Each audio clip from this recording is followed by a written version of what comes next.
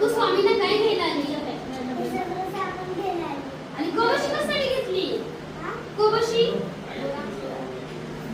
स्वामीला काय काय देणार? कवशी चहा देणार, पाणी देणार, दूध देणार.